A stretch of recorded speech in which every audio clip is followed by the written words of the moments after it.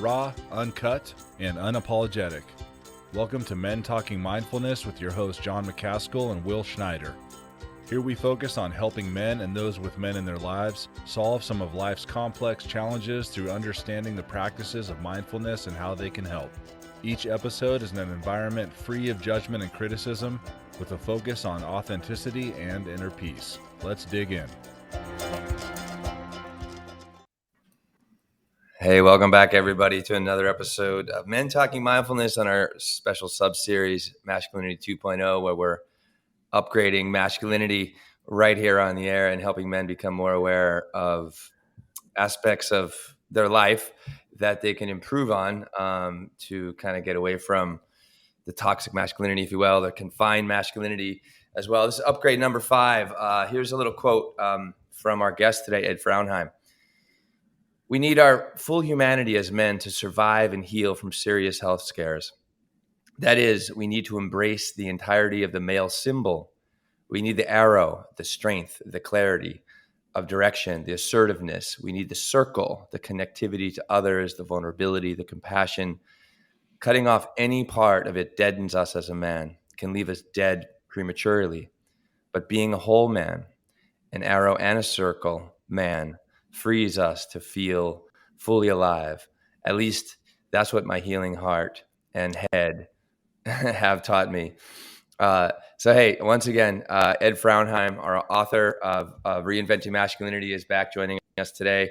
We had a second season, I think we had you on, Ed, with Reinventing Masculinity, and it really taught us a lot and actually helped create a lot of the vernacular that we continually use here on Men Talking Mindfulness about liberating masculinity versus confined masculinity, what they look like. We're also going to dig into the 5 C's a little bit today. So Ed, welcome back to the show and welcome to Masculinity 2.0. Thanks for being here. My pleasure, Will. Great to be with you and John.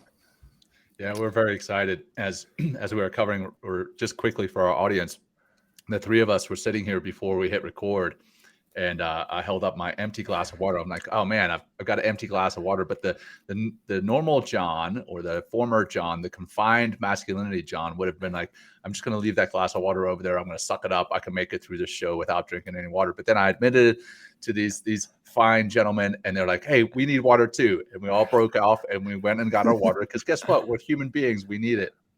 But love it. Yeah, and Ed, we love everything about reinventing masculinity, and then this new article that you've written, the circle. What is it? Had it here. Arrow and circle men. What a heart attack and anxiety taught me about being a man.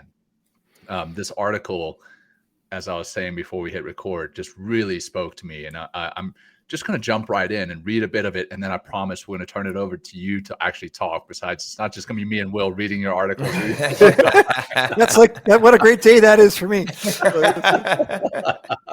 All right. So yeah, again, I feel almost as though I could have written these, because this is a feeling that I have inside me. But you write coronary, thank you. Wow. Artery spasms aren't perfectly understood, but chief suspects for them include extreme emotional stress, smoking, and illegal stimulants like meth and cocaine. Since I'm not a smoker or a coke user, stress was likely the culprit. I was juggling a lot. My full plate wasn't about trying to put food on the table for my family. Now, many times as men, and this is not part of what you wrote, but many times as men, we do convince ourselves that this is the case, that, hey, we're doing this for our family. We're doing this to put food on the table. We're doing this to provide some kind of security. But in fact, a lot of the time it's actually ego.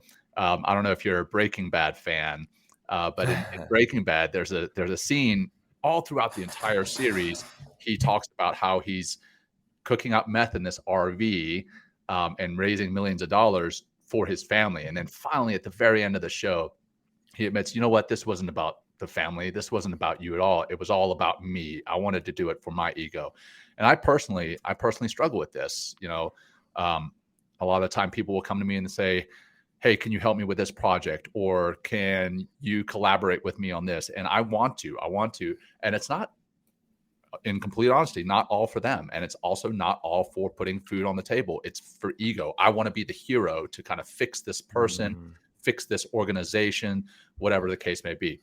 Now, you go on to say that you also needed to parent less or less intensely. These work and parenting shifts also reflect a more mature, integrated masculinity, I think. If we only align ourselves with the arrow energy, so that's from the arrow in the circle man symbol, we men can work ourselves sick. When our aim and our self-worth are all about achievement and reaching goals, we will all but kill ourselves climbing the corporate ladder. Purely arrow parenting, for its part, is about disciplining, controlling, and protecting our kids. To some extent, we must do those things as dads, but we fathers also have to release our children into the wider world. We have to trust them and trust the community to care for them.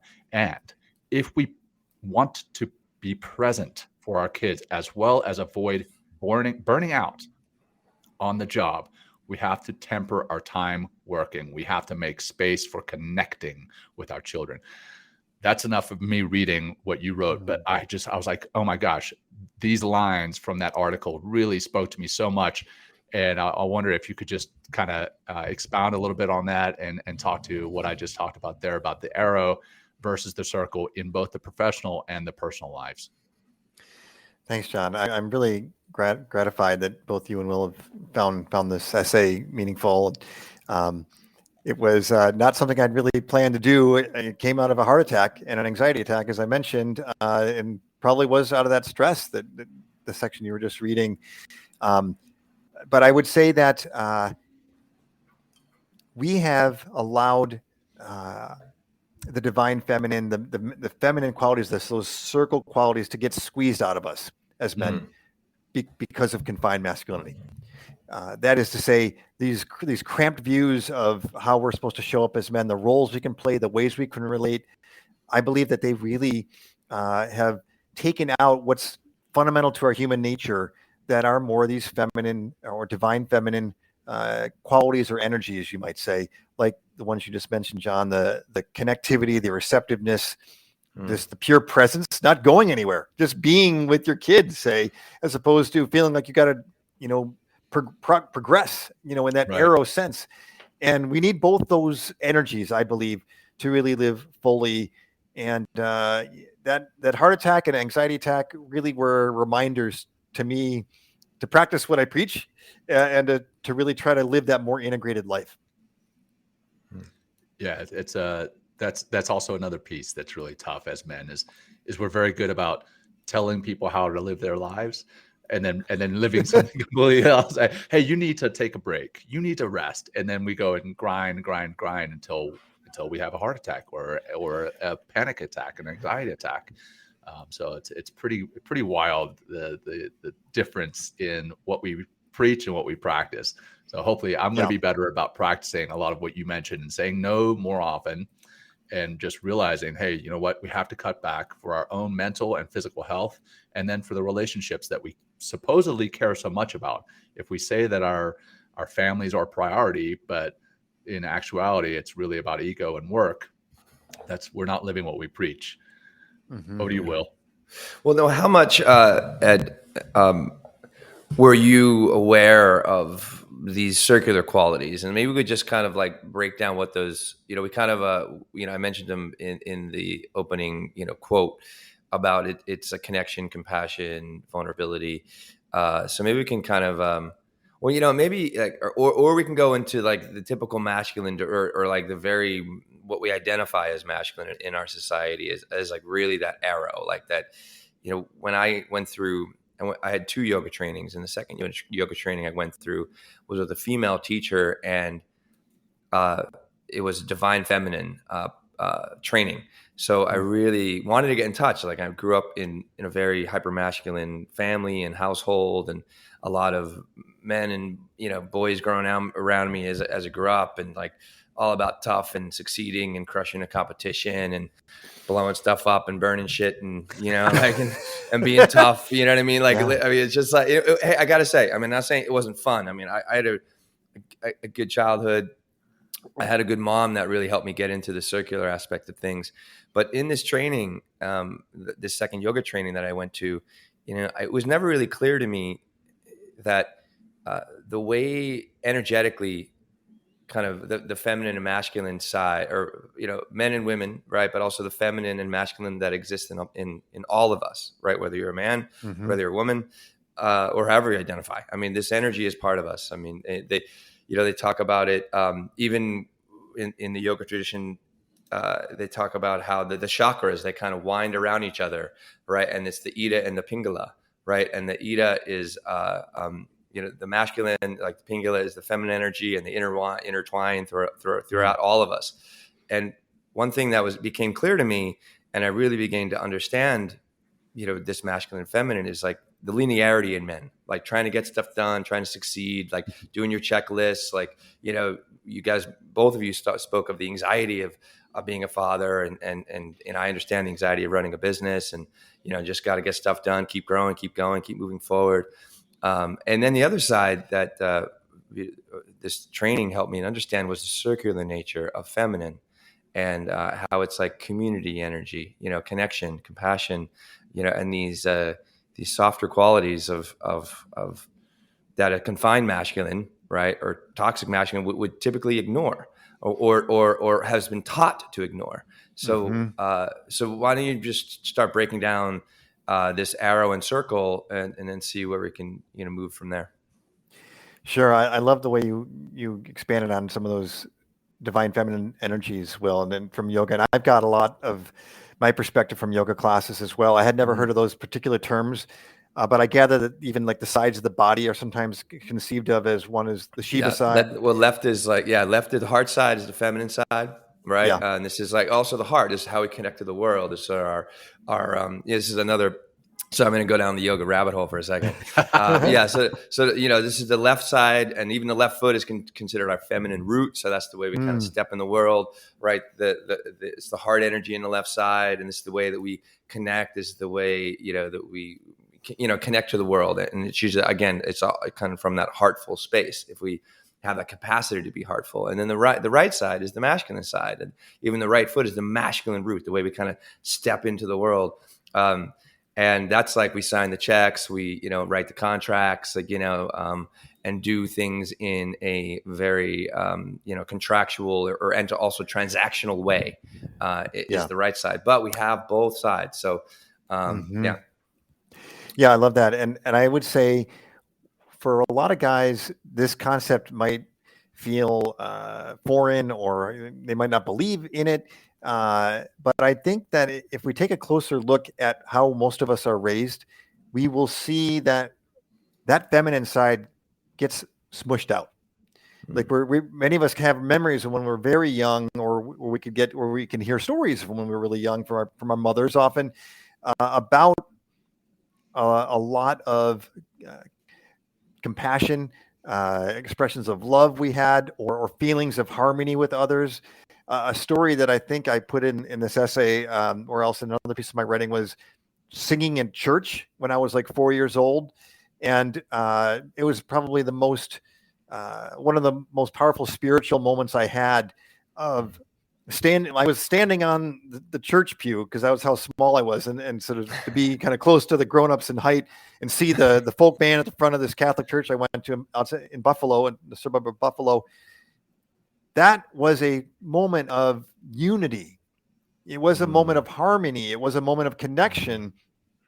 It wasn't about the arrow energy, but I had arrow energy as a kid too. I lived running around and got into sports.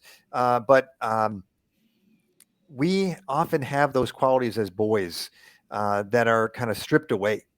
And Bell Hooks, the author, died not long ago, talks really powerfully about boys being kind of yanked from the wisdom and the love and the connection to the mother, because you don't want to be a mother's mama's boy, mama's boy, right? It's funny. We all know that term, right? It's very explicit. Boys don't cry. We're not supposed to be emotionally expressive, which is about that sort of receiving and feeling our emotions, the intuition.